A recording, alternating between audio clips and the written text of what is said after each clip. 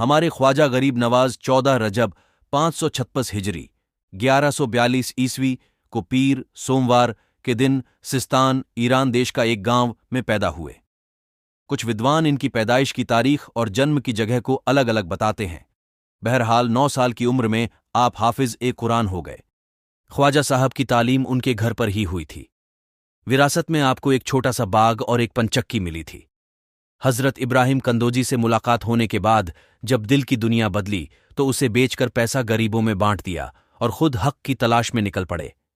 आपने अपने पीर हजरत ख्वाजा उस्मान हारूनी रहमतुल्लाह अलैह की 20 साल तक खिदमत की। इस दौरान आप हजरत का बिस्तर, खाने के बर्तन, पानी की मशक और अपना सामान कंधे पर लाद कर घूमते फिरे।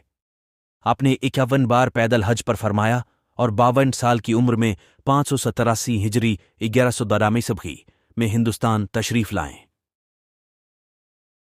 अजमेर पहुंचकर आपको इस्लाम की तबलीग शुरू करने से पहले किन किन हालात से दो चार होना पड़ा उसे दोहराने की जरूरत नहीं। बहरहाल आपने अपनी रूहानी ताकत से शाही और शैतानी ताकतों का मुकाबला फरमाकर उन्हें ज़ेर फरमाया। आप हमेशा लोगों के लिए काफी फिक्रमंद रहते थे।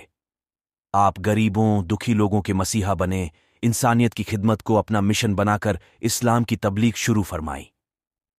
आपने अजमेर और आसपास के इलाकों में इस्लाम, अमन और शांति का पैगाम घर घर पहुंचाया। आपने एक ही कपड़े में जिंदगी बिताई। कपड़े फटने पर पैबंद लगा लिया करते थे। पैबंद लगाते लगाते उसका वजन 6.5 किलो हो गया था। 6 रजब 633 हिजरी में आप अजमेर में पर्दा फरमा गए। इंतकाल के बाद आपकी पेशानी पर नूरानी हरफों में लिखा हुआ था, हाजा हबीबुल्लाह माता फी कुतुबुल्लाह, मतलब कि यह अल्लाह का दोस्त है जिसने अल्लाह की मोहब्बत में वफात पाई। हजरत ख्वाजा मोइनुद्दीन चिश्ती रहमतुल्लाह अलैह की बरकत से हिंदुस्तान में इस्लाम का नूर फैला।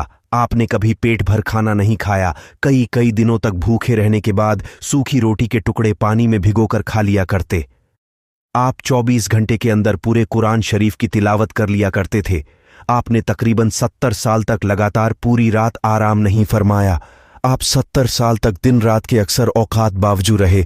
आप तो वली थे ही, लेकिन आप जिस पर एक नज़र डाल देते वह भी वली हो जाता। काफी दिनों तक आप इस्तिगराक, किसी चीज में डूब जाना के आलम में रहे, आंखें बंद किए जिक्रे इलाही में गुम रहते। नमाज के वक्त हुजरे से बाहर तशरीफ लाकर जमात से नमाज अदा फरमाया करते। आज भी आपका आस्ताना दीन दुखियों और हकपरस्तों के लिए मरकज़े अकीदत बना हुआ है, जहां रोजाना हजारों आते हैं और फैज़ पाते हैं। आज भी अजमेर को आपके नाम से दुनिया में जाना जाता है। सालाना उर्स के दौरान दुनिया भर के लाखों लोग आपके दरबार में दुआएं मुरादें मांगने आते हैं।